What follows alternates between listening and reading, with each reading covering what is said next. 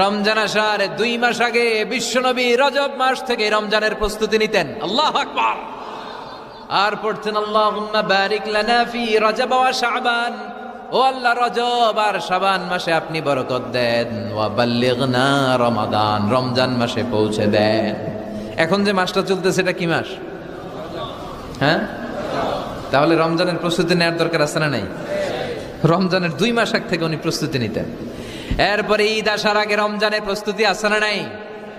রমজানের ওই রোজার শেষে এলো খুশির ঈদ, তুই আপনাকে আজ বিলিয়ে দে শোন আসমানি তাকি, তোর সোনা দানা বালা খানা সব রাহে লিল্লা, দে জাকাতে মুর্দা মুসলিমের আজ ভাঙাইতে নি। পড়েন